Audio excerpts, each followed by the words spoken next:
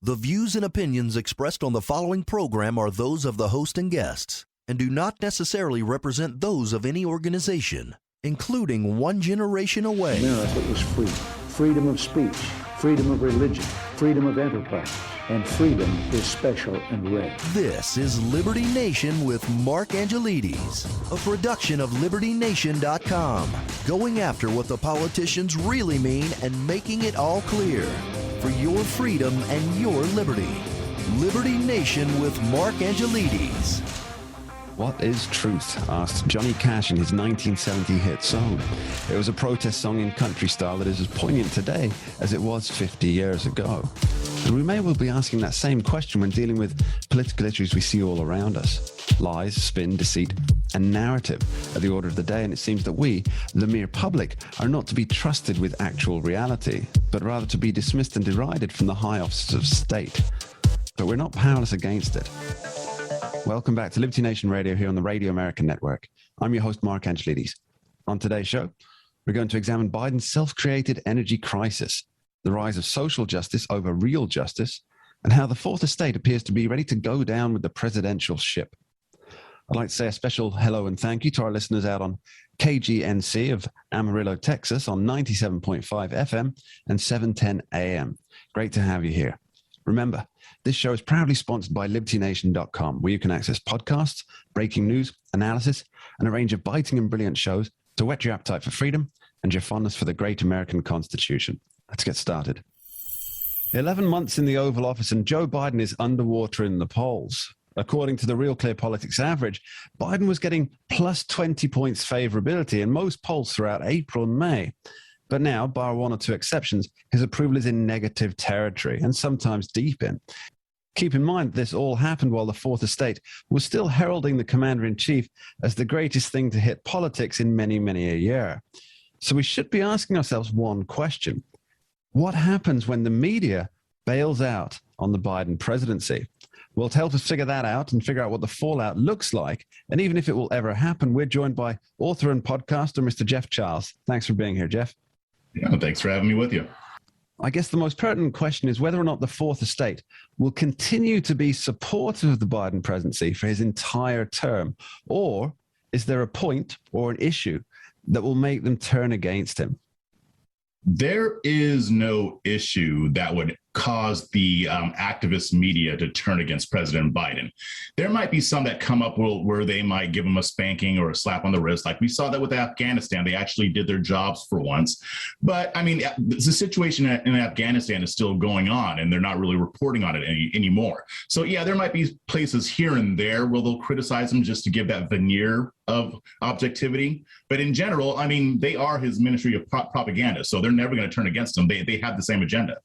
Okay, now you've often written on the pages of LibertyNation.com that the trust in the legacy media, it's a swiftly disappearing commodity, along with every other commodity in the United States at the moment. Now, you and I, we work in the media and we try to provide analysis as best as we can, always fearful that one wrong move will crush our credibility.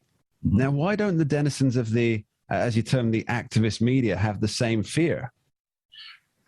Because they're true believers, Mark. I mean, they have gone from being actual journalistic outlets into outright activism.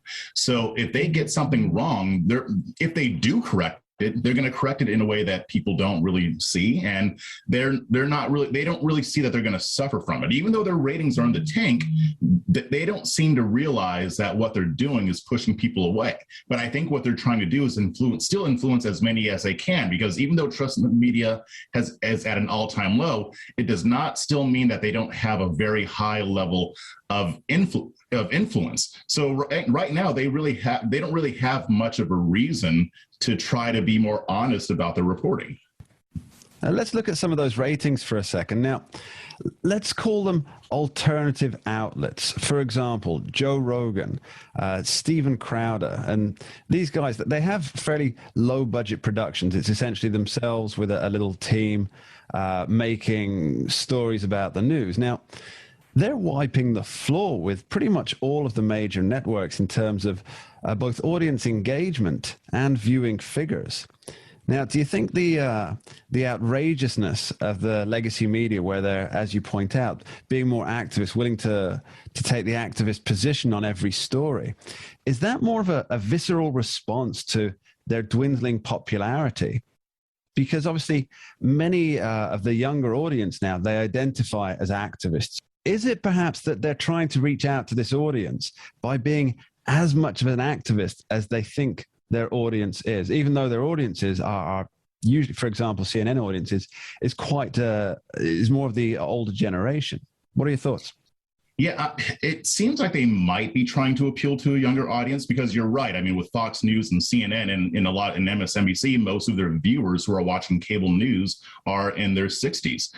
So it could be that they're trying to reach a younger demographic, which prefers social media and blogs and other forms of news consumption. But I think the issue here is the reason that they're pushing people away isn't so much because they're activists, but it's because they lie about it. They're not honest about it. Like you mentioned, Steven Crowder, Joe Rogan, and a lot of the other podcasters and YouTubers out there, they are honest about where they come from politically. They're not trying to tell you that they're objective. If you ask Joe Rogan how he feels on a certain political issue, he'll tell you what he thinks, because he's not setting himself up as an objective journalist. So when you listen to Joe Rogan or Ben Shapiro, Steven Crowder, you know what you're going to get. That doesn't mean they get everything right. It doesn't even mean that you're going to agree with everything that they say, but you know that you're getting an honest opinion. Yeah, it makes a lot of sense, Jeff. Now, I suppose the real test of the media will come in 2022 congressional elections, which are fast approaching, and campaigns they're pretty much underway as we speak. Now, will they go all in on the Democrats? Now, for me, it seems quite a tough sell. Some of these pundits have suggested that in recent past, very recent past, that equal weight needn't be given to opposing views because some views aren't worthy of getting the equal weight. Now, how do they reconcile that with the Democratic Party being so split? You have one end of the party, which is extreme socialism, essentially, and the other end, which I think a lot of people in America would describe as more centrist conservatism. I'm looking at Joe Manchin here. So how do the media manage this disparate circus of ideas and ideologies? Well, here's what I'm saying. I mean, it's going to depend on the news outlet, right? I mean, there are some news outlets that are pretty far to the left, like MSNBC. They're more likely to hype up the more far left socialist wing of the party. Then you have others that are still decidedly left, but maybe not quite AOC left, right? So it's just going to depend. Overall, they are going to be supporting the Democrats, even though, I mean, based on a lot of the op-eds I've been reading, they know that the Democrats are in trouble. So I expect them to go full Pravda on this thing, especially starting next year during the midterms, because they don't want the Democrats to lose the House, and they know that there's a very good chance of that happening. Same thing with the Senate. So I think it's just going to really depend on how far left they're willing to go. So tell me, Jeff, the future of the media in the United States, not just for 2022, but beyond, where is it heading? And what are the significant signposts along the way? Yeah, as you know, the internet becomes more of a place for people to get news, we're going to see more siloing. We were already kind of siloed in how we view our media, but not as siloed as we're going to be. I mean, we have outlets like LibertyNation.com, and I think there will be more of these. And I believe that there will be more of these on the left too. You're going to see a lot more left-wing podcasts. It seems like everybody has a podcast nowadays, right? So, I mean, yeah. So it's good in that we can subvert the influence of the activist media, but I'm also concerned that if people go more and more into their echo chambers, there can be an issue. Jeff Charles, thank you very much. Here's to breaking out of the echo chambers. Yes. Thank you for having me. You're listening to Liberty Nation Radio. Later in the show, we're asking, what is justice and can it really be delivered? But right after this short break, we're back with Andrew Moran to examine the self-created energy crisis of President Joe Biden.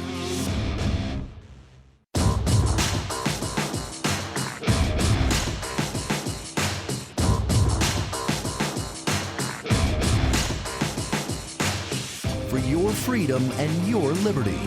Liberty Nation with Mark Angelides. If you buy gas for your car, heat your home, or even run a business that requires electricity, this Joe Biden energy crisis is going to impact you. But is it merely a confluence of random factors that led to this environment of high prices and scarcity? Or was it a series of seemingly paradoxical blunders that inevitably and inexorably dragged us towards this point? Well, to help us fathom the stupefying depths of decision-making process, we're joined by economist and author, Mr. Andrew Moran. Thanks for being here, Andrew. Thank you for having me.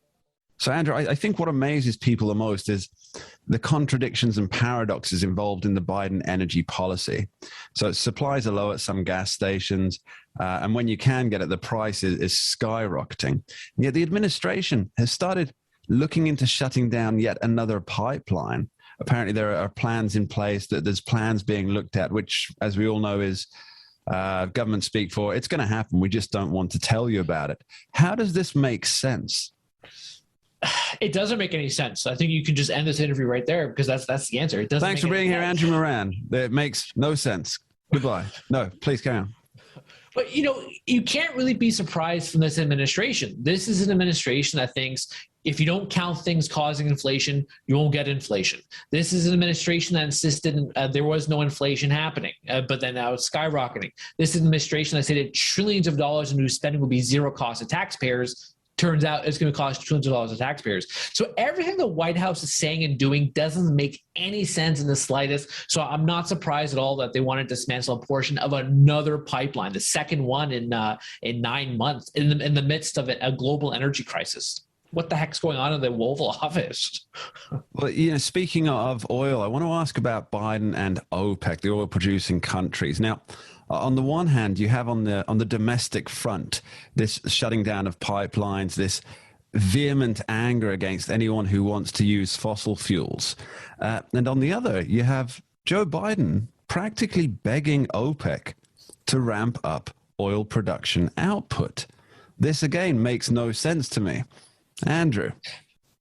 I don't know what to say. It's comical and frustrating at the same time. In a recent article of mine, I call it that he wants to make OPEC great again. So I think you would call it MOGA, I believe it would be called. But if he wants more crude to produce, why not just encourage domestic producers? All I hear from the administration, including recently Energy Secretary Jennifer Granholm, they're just demanding OPEC to ramp up production. When OPEC made that announcement recently, she was saying, "Oh, how dare they? They don't want to play ball. They don't want to help us in the middle of a crisis." Why can't they just say, okay, America's oil and gas sector, we need you, produce more, turn on the taps, do whatever it is. So they don't know what they're doing again. I mean, are they looking at any of the data? Can they just put aside their trying to appease the green zealots in the US government and the electoral base? I find it interesting also is that last year you had a situation whereby the Cushing, Oklahoma storage facility, it was running nearly full. They had to use ships to transfer oil across the globe. Today, it's the complete opposite. You have Cushing running on empty because every bit of oil is being consumed right now. Isn't the administration looking at these numbers? I know the market is. I know I am a lowly little writer writing about economics. I look at this data all the time, and I'm thinking, doesn't the White House know what they're doing? Don't they see what we're seeing? What's happening? Yeah, I think a lot of it is to do with ideology. You say that they could ask domestic producers to ramp up production, but they'd rather have it happen overseas just so they can stick to their climate change promises that they made at COP26, for example. Now, Speaking of COP26, when half the big names of the Democratic Party went to Glasgow to laud themselves and their green credentials, on private jets, I might add, they pledged to go green, cut carbon emissions. Now, I came across an article from the very left-leaning Guardian of all places from 2011, quoting studies that said natural gas could cut emissions by 50% within 2 years. But the problem was, as pointed out by the Guardian, is that any money that was invested in exploiting natural gases would be taking money from renewable research. And so therefore it was doomed not to happen. So it seems to me that all of these promises being made, that 50% reduction in emissions could have been completed a decade ago if it weren't for the politics of renewables. Now, what do you say about that from an economic standpoint? Well, I'd be sure to first point out that, the U.S. does consume a lot of natural gas, and you actually see in the numbers the emissions coming down. Trump, when he left the Paris Accord, the U.S. was the only major advanced economy to see greenhouse gas emissions fall. Why? Because they produce and consume a lot of natural gas. But yeah, I've been writing about natural gas too for many years, and the problem is it's energy efficient. It's plentiful and it was cheap, but it's been demonized so much in recent years. Some jurisdictions are going as far as banning its use in commercial buildings like California, although, it's tergiversated in recent months because they're running low on energy. But when it comes to economics points of view, this is where the green movement and the free enterprise system have coincided. On the one hand, you have an abundance of natural gas, and it was cheap before its enormous gains. On the other, the emissions from the natural gas are much lower compared to something like coal and crude. So you see this based on the two data points that the market was already ditching in favor of natural gas because of how cheap and abundant it was. Plus, the U.S. has an immense amount of natural gas, meaning it doesn't have to rely on Russia and other foreign countries. But the problem, the climate cultists and the radical left in Washington want it all. They want windmills and solar powers or sitting in the dark. There's no in between for them. Now, natural gas is always referred to as the so-called bridge fuel. It's called that because right now, if you want to get to the green economy, you have to slowly transition to something like natural gas because of how prevalent it is and it's lower emissions. But they don't want that. They want to go from the benefits of fossil fuel right to a windmill, which obviously we've seen this happening. It doesn't work. So, from the economics point of view, you go based on what the market is telling you. But the problem is that the government intervenes so much, it's really difficult to see where the market would shift toward. Let's talk about the costs of these green policies, Andrew. We hear a lot about how, for example, electric cars are the future. Folks buying gas cars, they're getting penalized through taxation all over the world. Now, setting aside for a moment that the production and disposing of these heavy batteries are an environmentalist nightmare that seems to be ignored at all corners, can statists really control the economic levers to the extent of destroying the traditional car industry? Yeah, I alluded to somewhat in my previous answer, but this is a bit of a complicated issue. It's difficult to gouge, if the market is naturally shifting to electric vehicles or if the public is being nudged, which is a favorite tactic of many of the statists. The problem is that the government has all these incentives, all these tax credits, all these subsidies going to companies producing EVs, and then the companies who buy those EVs. And that's essentially how Elon Musk got rich, how he became. It's easy to be a successful enterprise when you have $50 billion in government subsidies behind you. Yeah, Milton Friedman, he said that the biggest enemy to the free enterprise system is free enterprise itself, because they want the easiest way to get the cash, which is, it's understandable if it's there. But, whatever the case, companies will go to where the money is. You have BMW, you have Ford, you have GM, all these automakers are transitioning to electric. It's just like the case with the natural gas. The market shifted to this bridge fuel because it was cheap. So if oil is too expensive, cost too much to fill up a tank of gasoline, and electric is cheaper, consumers are obviously going to make that move. It's just difficult to determine if the government's interventions are bastardizing where the market is going toward. So I'm sure, though, however, the market would eventually go to EV. It's just that the government, once again, just rearing its ugly head. Andrew Moran, thank you ever so much. Thank you for having me. You're listening to Liberty Nation Radio, heard across the Radio America network from our flagship station in the nation's capital, WWRC in Washington, D.C. And remember, you can tune in for Liberty Nation from 2 to 3 p.m. Sunday on KBKW 103.5 FM and 1450 AM, the talk of Grays Harbor. Coming up soon on the show, we'll be talking liberty and figuring out why social justice is no justice at all. But next up, we have longtime host of Liberty Nation Radio, Tim Donner, for a special Say What segment. Don't touch that dial.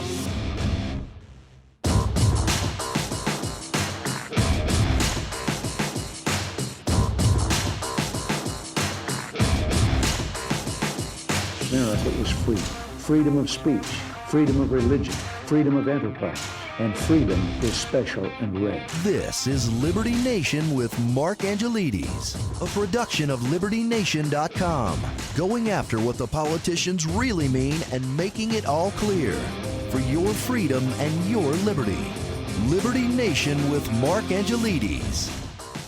And we're back and here to unveil some of the most wacky, astonishing, and damnable things uttered by politicians and the chattering class on our signature Say What segment, with longtime host of Liberty Nation Radio, Mr. Tim Donner. Okay, thanks, Mark. And away we go with the latest thrill-packed edition of Say What. And of course, at the top of the heap in our nation's capital, things are not going well for the dream team of Biden and Harris. The Joe and Kamala show's been met with almost universal thumbs-down reviews, with Biden's approval dropping into the 30s in 3 separate credible polls. But incredibly, the vice president, the first woman of color ever to hold that high position, is approved of by even less Americans than the increasingly unpopular Joe Biden. In fact, 10% less, with a shocking 28% approval attached to her increasingly tarnished name.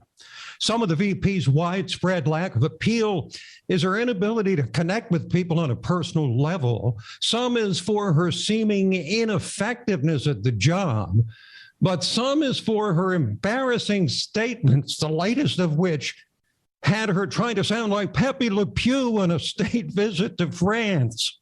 With us in government, we campaign with the plan.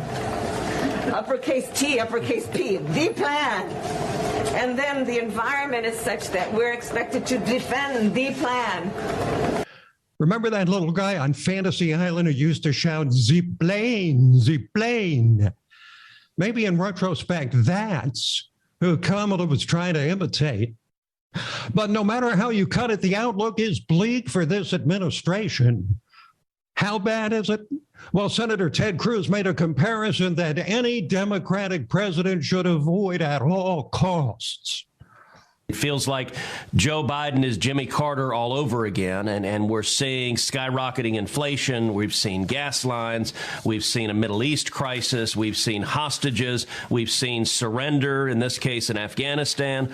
All of these problems are replicating. Joe Biden and Kamala Harris and the rest of the administration, they don't care. Look, they want you not to be able to fill up gas in your car. They want your electricity bill to be higher. They want your heating bill to be higher. And the cruelty, of course, it doesn't impact them. The Democratic elites will still fly on their private planes everywhere they go. And the working people, they just say, let them eat cake.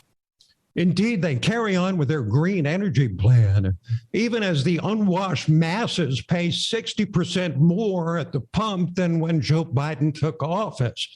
And heating bills are set to skyrocket over the winter. Marie Antoinette, indeed, let them eat kale, I guess. But this administration has a big-time perception problem when they call inflation a high-class problem. And then there are apologists on MSNBC like Stephanie Rule talks down to the masses, reiterating that inflation is no big deal. And the dirty little secret here, Willie, while nobody likes to pay more, on average, we have the money to do so. Household savings hit a record high over the pandemic. We didn't really have anywhere to go out and spend. And as we said a moment ago, we're expecting retail sales this holiday season to break records. For those who own their homes, the value of our homes are up. And while the stock market isn't the economy, you got over half of American households with some investment in the markets, and the markets have hit record highs. So we need to put all of this in perspective. Right. So don't worry if, like so many others, you're living paycheck to paycheck, that gas is up 60%, home heating up, 40%, food prices soaring. Don't you understand? Your betters have deemed it no big deal. It's just transitory, they tell us, soon to pass, merely a blip on the radar screen.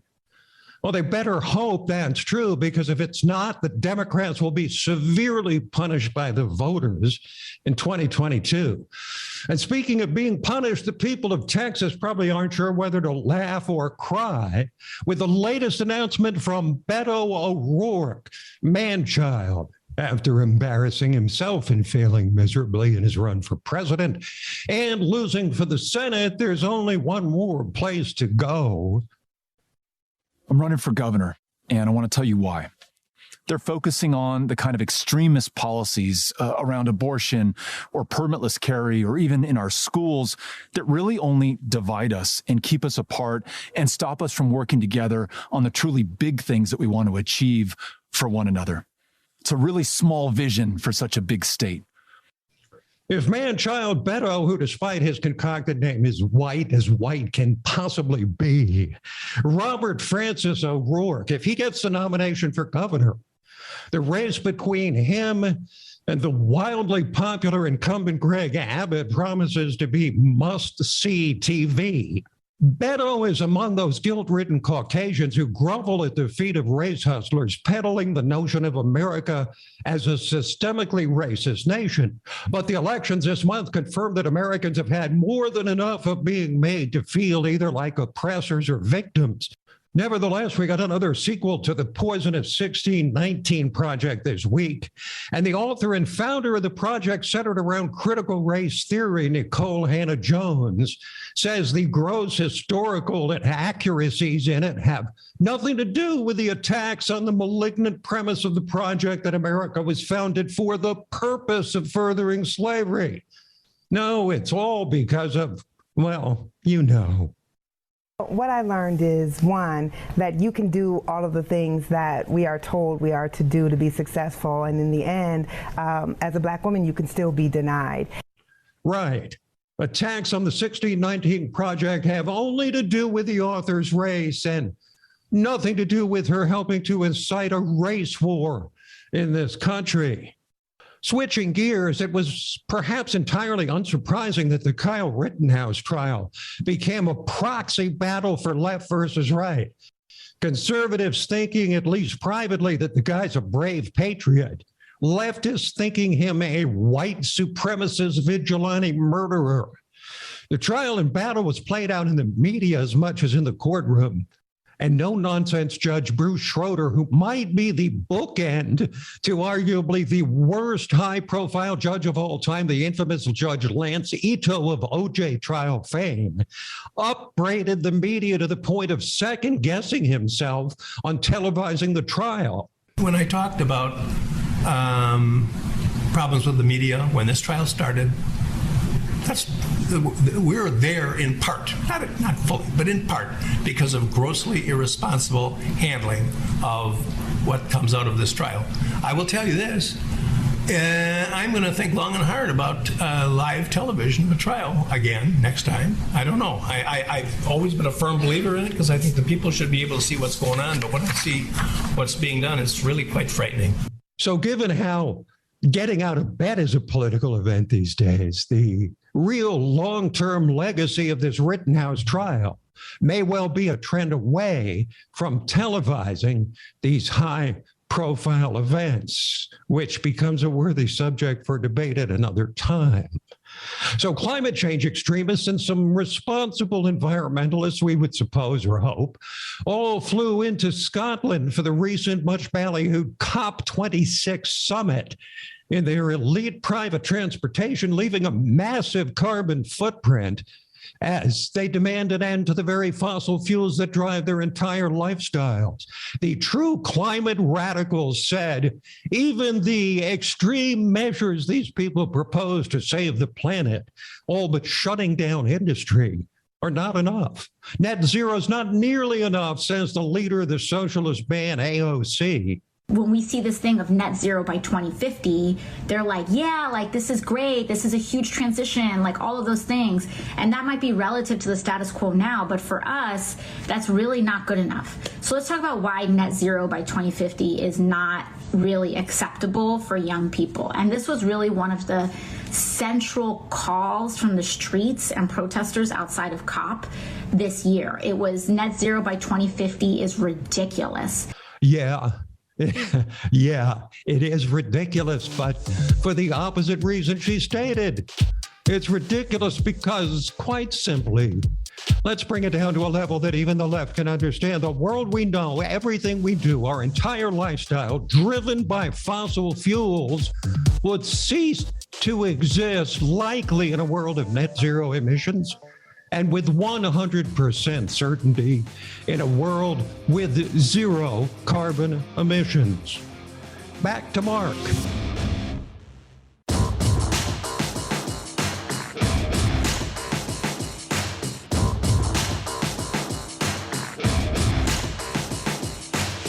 For your freedom and your liberty. Liberty Nation with Mark Angelides. This year has seen some notable trials. Derek Chauvin for the murder of George Floyd being one of the most prominent, and of course the Kyle Rittenhouse trial. Now, we regular folk, we watch the media portrayal of events and wonder not if people are getting a fair shot, but whether courts will find someone guilty or innocent based upon how the result will look to the public. Can we really even have justice anymore? Well, to help us tackle that conundrum is host of the excellent Uprising podcast and Liberty Nation's legal affairs editor, Mr. Scott D. Cosenza. Thanks for being here, Scott. Thank you, Mark. Now tell me, if justice is blind and impartial, why do we have such differing opinions from different courts? Not just on the trial for criminal prosecutions, but for legal decisions made about politics. Doesn't this signify that something's amiss in the United States? I think it's something amiss in the human condition, more likely. We are all sinners. We all have to, I think, always guard against the notion that the other person is doing what they're doing out of a malevolence or willingness to kind of play dirty rather than their own delusion that their desires are manifest in the original, writing. So if in the instance, I spend a lot of my time studying the Supreme Court and looking at their rulings and arguments before them. And it would be easy to say for the Supreme Court justices that write diametrically opposed opinions to the ones that I would favor, well, they're doing it because they just want that outcome for the law. But it's probably a better reason to think that they see that answer in the law, I think. Certainly some are malignant, but I think it's more just a question of people see what they want to and have a massive and unlimited capacity for self-delusion. Not that I'm calling any of the justices delusional. Well, to carry on from that point, a lot of judges and justices, of course, are politically appointed. So surely let's call it their reading of a certain law or their interpretation of a law, that's what prompts them to be elected. So let's just say, for example, to be nominated. So let's just say, for example, one person consistently rules on an ideological principle that is favorable to the government at the time. They're going to get the position over somebody who consistently rules against that. So what their motivations are, it sort of becomes irrelevant because the end result is that you're going to get this result 9 times out of 10. Chief Justice John Roberts, Mark, famously said that there are no Republican justices and Democrat justices. And I forget who, but one of these people who makes it their business to make sure that there are Republican justices, for instance, said something, I forget how many millions of dollars they spent, to try to get Donald Trump into elected office so that he would appoint certain justices. So the notion, it's sort of a pleasant fiction for those justices to not, realize that they are, in fact, they're on team this or team that. Oftentimes, that's how they're perceived by the people who put them in that position. I think it's just, you have people that have different ideological kind of makeup and filters for how they see the law and society. And, picking those people becomes very important to those of us who have a particular vision for that. I can tell you that, I've worked hard to see that people who are appointed to the court, through various political processes is what I mean by that, that they favor limited government and not expansive government. And there are, I think, readings of the Constitution that can include some expansive government that doesn't make those readers delusional. Okay, there's also this issue of social justice, which really shouldn't be anything to do with the legal world, but it's certainly becoming so on a more day-to-day basis. Now, that started as a term supposedly linked to fairness, but it seems that in reality it means that, for practical intents and purposes, it means that the hard left are going to riot if the courts don't deliver the verdict that the hard left wants. Maybe that's a little of a jaded opinion, but it's certainly backed up by evidence. So how can a jury, for example, a jury of peers, fairly bring in a verdict if they think that their city is going to burn if they cast the wrong vote? Or even worse, that they could be targeted personally by folks who are taking their pictures surreptitiously in court and getting ready to dox them. How can they cast their verdict without fear of retribution? Mark, I'll take your second question first, which is that it is the job of the judge, the court, we say, the court and the attorneys to make sure through advocacy and implementation of sound policies that those jurors, to the extent possible, have those concerns minimized. And also during the voir dire process, that only jurors with a robust sense of civic duty and understanding of their own duty in the law in the face of uncomfortableness and threats to do justice are impaneled in the jury. Now, those are perhaps just lofty talking points, but when the rubber meets the road, that's what needs to happen. You can't completely remove this idea of social pressure and worse, I think. But that's what the law demands, and that's what jurors and courts, try to suss out and get through.